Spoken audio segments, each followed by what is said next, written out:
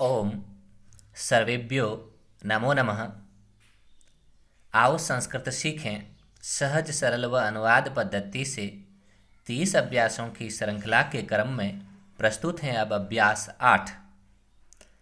इसमें हरि शब्द, विधिलिंग लकार व तृतीय विभक्ति आधारित प्रमुखता से अभ्यास होगा। संस्कृत भाषा अस्माकं गौरवम् अस्ति, सर्वेषां भाषाणां जननी अस्ति। सभी भाषाओं की माँ जननी देवभाषा संस्कृत को हम पढ़ रहे हैं, सीख रहे हैं। यह हमारे लिए परम सौभाग्य और गौरव की बात है। और भी संस्कृत के विषय की महत्ता तो सर्वविदित है ही। अगर इस महत्ता पर बोला जाए तो वीडियो ज़्यादा लंबा हो जाएगा। हम सीधे ही चलेंगे अभ्यास 8 पर। इससे पूर्व 7 अभ्यासों के वीडियो भी हमारे इस चैनल पर जारी किए जा चुके हैं।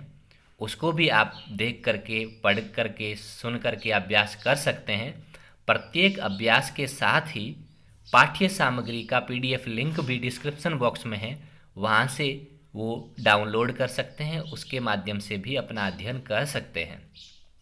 तो लॉकडाउन की इस अवधि में जो समय का सदुपयोग करते हुए संस्कृत सीखने का प्रयास कर रहे हैं, उन्हीं प्रयास के एक सहायक के रूप में ये अभ्यास श्रृंखला लाभकारी होगी। इन्हीं कामनाओं के साथ मैं प्रस्तुत कर रहा हूँ अभ्यास 8। अभ्यास 8। हरि शब्द, विधिलिंग लकार, तृतीया विभक्ति। हर अभ्यास में हम 20 नए शब्दों को जानते हैं। इससे पूर्व 140 शब्दों को जान चुके हैं और इस अभ्यास में 20 और तो 8 अभ्यास तक हम 160 नए शब्दों को अर्थ सहित जान चुके होंगे। बढ़ते हैं अब क के अंतर्गत संज्ञा और सर्वनाम शब्द होते हैं। तो इसमें है हरि, हरि यानी विष्णु, मुनि यानी मुनि, कवि यानी कवि, यति यानी सन्यासी, रवि यानी सूर्य, अग्नि यानी आग, गिरि यानी पहाड़, कपि यानी बंदर, भूपति यानी राजा, सेनापति यानी सेनापति। आगे हैं अर्थ यानी अर्थ, धन या प्रयोजन। ये 3 अर्थ हो सकते हैं इसके। दंड यानी डंडा, कंदुक यानी गेंद, प्रयोजनम यानी प्रयोजन। तो इस प्रकार से क के अंदर ये 14 शब्द अर्थ सहित दिए हुए हैं। ख के अंदर धातु अर्थ सहित है। दिव, दिव का अर्थ है चमकना या जुआ खेलना। नृत्य, नृत्य धातु का अर्थ है नाचना। नश यानी नष्ट होना। भ्रम यानी घूमना। इस प्रकार से ये 4 हैं ख में धातुएं। आगे ग में सह, सह यानी साथ, सार्धम यानी साथ। ये 2 शब्द ग में हैं। इनको भी ठीक से स्मरण करना। इस प्रकार से ये 20 नए शब्दों को हमें स्मरण करना है। सूचना है हरि से सेनापति तक, यानी कि ये समझना यहाँ से ये हरि शब्द है और यहाँ सेनापति, यहाँ तक के सभी शब्द हरिवत यानी कि हरि के जैसे रूप चलेंगे, ऐसे ही इन सभी शब्दों के भी रूप चलेंगे। ये हमें ध्यान रखना है। सूचना ख, दिव से भ्रम तक, यानी ख में स्थित ये दिव, यहाँ से लेकर के भ्रम, ये जो 4 धातुएं हैं, इन सब के रूप जो है दिव के तुल्य चलेंगे। जैसे दिव धातु के चलेंगे ऐसे ही इनके चलेंगे। ये सूचना भी हमें ध्यान रखनी है। तो आगे बढ़ते हैं अब व्याकरणात्मक नियमों की ओर। व्याकरण के अंतर्गत हरि इकारांत शब्द है, इकारांत पुल्लिंग शब्द है। और विधिलिंग, विधिलिंग का मतलब होता है आज्ञा या चाहिए अर्थ में कोई भी वाक्य है, वह विधिलिंग आधारित धातुओं का प्रयोग होता है। और तृतीया विभक्ति कहाँ प्रयोग होती है, उस आधारित भी नियम इसमें है। तो पहला नियम है हरि शब्द के पूरे रूप स्मरण करो। हरि अंत में ई है, अंत में इकार है इस हरि के, इसलिए इसको इकारांत शब्द भी कहते हैं। तो हरि शब्द के पूरे रूप स्मरण करो। फिर है मुनि आदि के रूप हरि के तुल्य चलाओ। मुनि आदि जितने भी इस अभ्यास में इकारांत पुल्लिंग शब्द हैं उनके रूप भी हरि के समान चलाओ। नियम 10 इन शब्दों में लगेगा, हरि, रवि और गिरि। नियम 10 हम पूर्व के पाठों में पढ़ चुके हैं। तो वहां पर तृतीया एक वचन और षष्ठी बहुवचन में जो परिवर्तन होता है न न का, उसको ध्यान रखना है। जैसे हरिणा, ये तृतीया एक वचन में और हरिणाम षष्ठी बहुवचन में, बाकी ना और नाम होगा। आगे बढ़ते हैं। हरि शब्द की प्रथमा विभक्ति में रूप हैं हरि, हरि, हरयः। द्वितीया में है हरिम, हरि, हरीन। तृतीया में है हरिणा, हरिभ्याम, हरिभिः। चतुर्थी में है हरये, हरिभ्याम, हरिभ्यः। पंचमी में है हरे, हरिभ्याम, हरिभ्यः।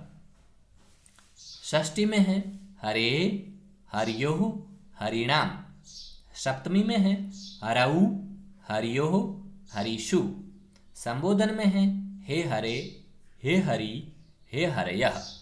तो इस प्रकार से इन हरि शब्द के रूप आपको अच्छी तरीके से भली भांति स्मरण करने हैं और लिख करके अभ्यास भी कर लेंगे। तो इस आधारित अन्य इकारांत शब्दों के रूप भी आपको इसी तरीके से चलाने हैं। आगे बढ़ते हैं। दूसरा बिंदु, दिव आदि के निम्नलिखित रूप बनाकर भू धातु के तुल्य रूप चलावें। जैसे दिव्यति, दिव धातु का रूप ऐसे चलेगा दिव्यति, दिव्यति, दिव्यतः, दिव्यन्ति। और नृत्य का नृत्यति, नृत्यतः, नृत्यन्ति। नश का नश्यति, नश्यत, इस प्रकार से। और ब्रह्म का भ्राम्यति, भ्राम्यतः, भ्राम्यन्ति, इसी प्रकार से रूप चलेंगे।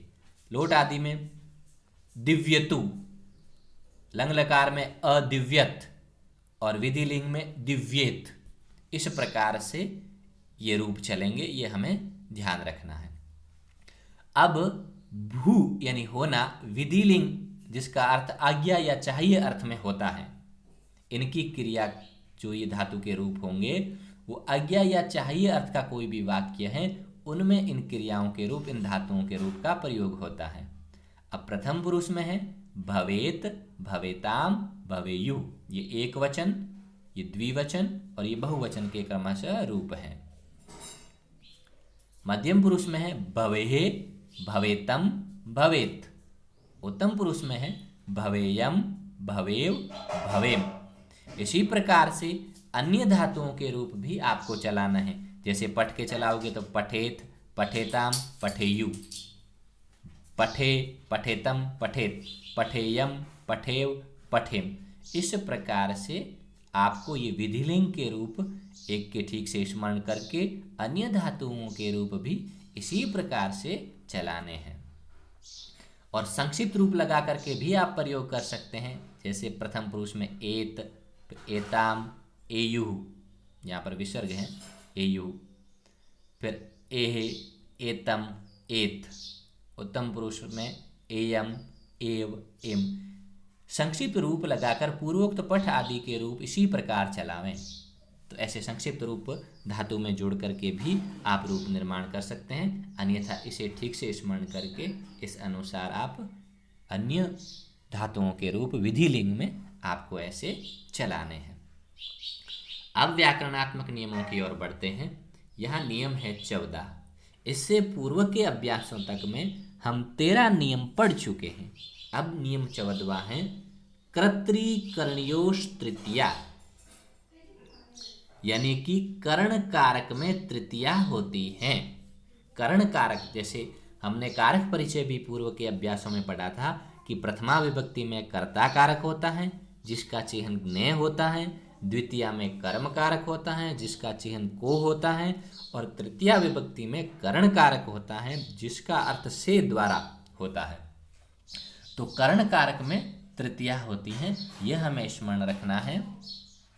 और कर्मवाच्य या भाववाच्य के कर्ता में, यानी कि कर्मवाच्य का कोई वाक्य है या भाववाच्य का कोई वाक्य है तो उसके कर्ता में भी तृतीया विभक्ति होती है, यानी कि करण कारक होता है। अब उदाहरण है, जैसे कंदुकेन क्रीडति, कंदुकेन क्रीडति। अब खेलता है, किस से खेलता है? तो गेंद से खेलता है, गेंद को कहते हैं कंदुक, और इसमें तृतीया एक वचन हुआ कंदुकेन, बालकेन, रामेण।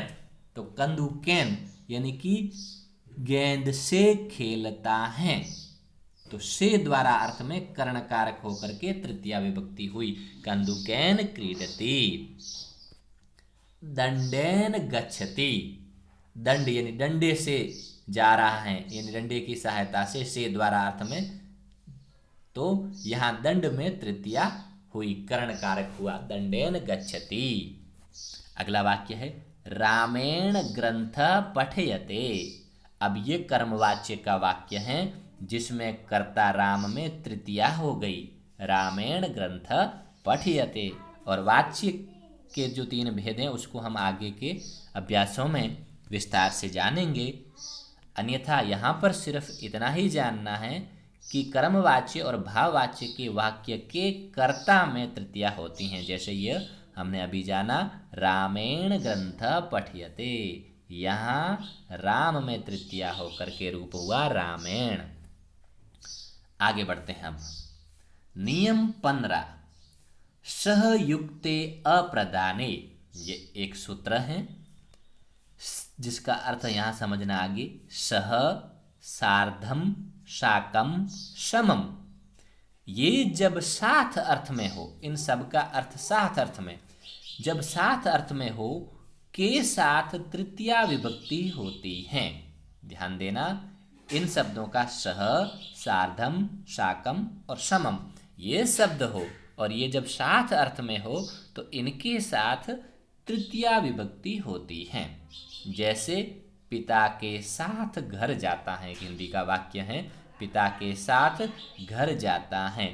तो पिता के साथ जाता है, साथ स अर्थ में है, या जनकेन, जनक जो पिता है उसमें तृतीया हो गई, जनकेन सह, या सार्धम या साकम, समम वा का मतलब अथवा, यानी जनकेन।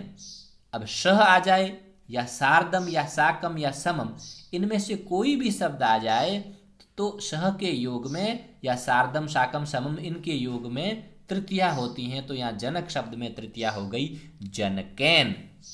वा गृहम गच्छति, यानी पिता के साथ घर जाता है, तो जनकेन सह गृहम गच्छति, या जनकेन सार्धम गृहम गच्छति, या साकम या समम, वा का मतलब अथवा। तो समझ गए होंगे।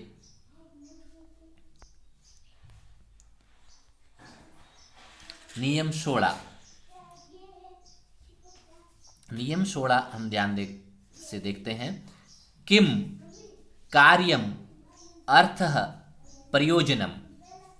चारों प्रयोजन अर्थ में हो, तो किसी उद्देश्य से किसी प्रयोजन के अर्थ में हो तब, फिर से देखें, किम, कार्यम, अर्थ और प्रयोजनम, ये चारों प्रयोजन अर्थ में हो तो के साथ तृतीया होती हैं। जैसे उदाहरण को समझते हैं, जैसे दुर्जनेन पुत्रेण किम, किम कार्यम, कह अर्थ, किम प्रयोजनम। तो यहां मतलब हुआ दुर्जन पुत्र से क्या लाभ या क्या प्रयोजन।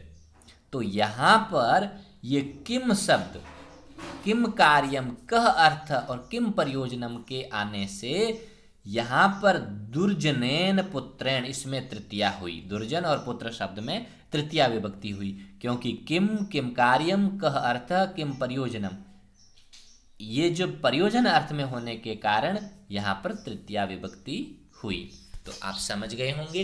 ये व्याकरणात्मक नियमों को ठीक से स्मरण करना है, आगे के पाठों में भी, और ये सहायक होंगे। अब हम बढ़ते हैं इस अभ्यास आधारित अभ्यास कार्यों को उदाहरण वाक्यों को समझते हैं।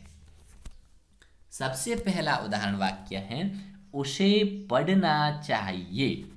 उसको पढ़ना चाहिए या वह पढ़े। चाहिए अर्थ में या आज्ञा अर्थ में विधिलिंग लकार होता है और विधिलिंग लकार की धातुओं के रूप अभी हमने पढ़े हैं, उसको ध्यान रखना है। अब वह पढ़े या उसे पढ़ना चाहिए, तो उसे या वह के लिए आता है सह, और ये सह करता है वो प्रथम पुरुष एक वचन का है, इसीलिए क्रिया भी प्रथम पुरुष एक वचन विधिलिंग लकार की, तो होगा पठेत। सह पठेत, उसे पढ़ना चाहिए। तुझे भोजन खाना चाहिए, तो तुझे या तुमको कहते हैं त्वम। भोजन यहाँ कर्म है, कर्म में द्वितीया के हिसाब से त्वम भोजनम खादे। खाद धातु विधिलिंग लकार मध्यम पुरुष एक वचन में रूप होता है खादे, क्योंकि यहाँ त्वम मध्यम पुरुष एक वचन का करता है, इसीलिए उस अनुसार खादे सही धातु रूप है। तीसरा, मुझे जाना चाहिए, तो मुझे यानी खुद को, तो खुद के लिए मैं के लिए आता है अहम। अब अहम यहां पर कर्ता उत्तम पुरुष एक वचन है, तो विधिलिंग लकार में गम धातु उत्तम पुरुष एक वचन में गच्छेयम। अहम गच्छेयम, मुझे जाना चाहिए। आगे बढ़ते हैं। चौथा, त्वम दुर्जनेन स न तिष्ठे। अब यहां त्वम जो है मध्यम पुरुष एक वचन है, तो दुर्जनेन सह, तो यहां सह के योग में दुर्जन में तृतीया। न तिष्ठे, न यानी नहीं, तिष्ठे जो ठहरना रुकना होता है, तिष्ठे मध्यम पुरुष एक वचन में तिष्ठे, तो तुम्हें दुर्जन के साथ नहीं रुकना चाहिए, नहीं ठहरना चाहिए। पांचवा, सह दंडेन क्रीडते। सह यानी वह दंड से, डंडे से खेलता है। या क्रीड धातु सह के योग में, यानी सह जो है प्रथम पुरुष एक वचन होने से क्रीड धातु प्रथम पुरुष एक वचन में विधिलिंग लकार में क्रीडेत होगा। तो और यहाँ दंड सहायक है, से द्वारा खेलता है, तो उसमें तृतीया होकर के सह दंडेन क्रीडते, वह डंडे से, उसे डंडे से खेलना चाहिए। छठा, यतिना सह कवि तिष्ठति। या यति का मतलब हम जान चुके सन्यासी। सन्यासी के साथ कवि ठहरता है, रुकता है, तो यहाँ सह आ गया। सह के योग में यहाँ यति शब्द में तृतीया होकर के रूप हुआ यतिना, सन्यासी के साथ, सह अर्थ में तृतीया विभक्ति। सातवां, दुर्जनेन को अर्थ किम कार्यम किम प्रयोजनम। यानी दुर्जन से क्या प्रयोजन, क्या कार्य, क्या लाभ, इसलिए इन शब्दों के योग में यहाँ पर दुर्जन में तृतीया विभक्ति होकर के दुर्जनेन। आगे, रवि दिव्यति। रवि यानी सूर्य, सूर्य चमकता है, दिव्य यानी चमकना। बालिका नृत्यति, बालिका नाचती है। गृहम नश्यति, घर को नष्ट यानी नष्ट होना, नाश हो रहा है, होता है। छात्र भ्राम्यति, यानी छात्र भ्रमण कर रहा है। तो यहाँ विधिलिंग के साथ पूर्व लट लकार लोट लकार आधारित भी वाक्य होंगे, तो इसलिए पूर्व के अभ्यास भी इस अभ्यास में सहायक होंगे। तो इन उदाहरण वाक्यों अनुसार आपके लिए अब संस्कृत बनाओ यहाँ पर्याप्त अभ्यास हेतु वाक्य दिए गए हैं हिंदी के, जिसे आप व्याकरणात्मक नियमों का ध्यान रखते हुए आप इनका संस्कृत बनाएंगे। 25 अभ्यास हेतु वाक्य दिए हैं और फिर इस आधारित और प्रश्न भी हैं। क उपयुक्त क ख ग के वाक्यों को बहुवचन में बदलो जो ऊपर दिए हैं, और फिर क ख ग को लोट और लंग लकार में भी बदलने हैं। और ग, इन शब्दों के पूरे रूप लिखो। हरि, मुनि, कवि, कपि, भूपति, ये इकारांत जितने शब्द दिए हैं इनके आप अभ्यास करोगे तो बहुत ही अच्छा रहेगा। घ, इन धातुओं के विधिलिंग के रूप लिखो। भू, पठ, लिख, ये जितने भी जो धातुएं दी हैं इनके रूप आपको विधिलिंग में चलाने हैं। एक उदाहरण के रूप में आपको अभ्यास में मिलाई है, उस आधारित चलाना है। अब अशुद्ध और शुद्ध वाक्य को देखते हैं। अशुद्ध वाक्य है क, सह जनकस्य सह ब्राह्म्येत। अब ये गलत है। क्यों गलत है? कि सह जनकेन सह ब्राह्म्येत सही होगा, उसे पिता के साथ भ्रमण करना चाहिए। तो यहाँ सह आया। सह के योग में हमें पता है, हमारा नियम कहता है कि सह के योग में तृतीया विभक्ति होती हैं, और यहाँ षष्ठी की हुई है जो गलत है। सही होगा तृतीया, सह जनकेन सह ब्राह्म्यते। आगे ख, दुर्जनात शिष्यात को अर्थ। ये भी गलत है, क्योंकि यहाँ पर दुर्जनात शिष्यात को अर्थ प्रयोजन अर्थ में यहाँ पंचमी विभक्ति की है, जो गलत है, क्योंकि प्रयोजन अर्थ में तृतीया करनी है। तो दुर्जनेन शिष्येण को अर्थ, यानी दुर्जन शिष्य का क्या प्रयोजन, क्या अर्थ, क्या लाभ। तो इस प्रयोजन अर्थ में होने के कारण दुर्जन शिष्य में तृतीया होकर के दुर्जनेन शिष्येण। इसी प्रकार से सेनापते सह। अब सह के साथ ये सेनापति का रूप सही नहीं है, तृतीया में होता है सेनापतिना। सेनापतिना सह, सेनापति के साथ, साथ अर्थ में तृतीया विभक्ति करनी है। ये नियम हम जानते हैं, इसलिए तृतीया सेनापति ना। अब और आप वाक्य भी बनाएंगे। कंदुकेन सह सार्धमिन, एक एक शब्द आधारित एक एक वाक्य आपको बनाना है, लिखना है, अभ्यास करना है। तो सभी संस्कृत पढ़ने वाले विद्यार्थी, प्रतियोगी परीक्षार्थी, संस्कृत अनुरागी, सबके लिए यह अभ्यास माला उपयोगी होगी, ऐसी कामना करता हूँ। इन्हीं कामनाओं के साथ ओम शम।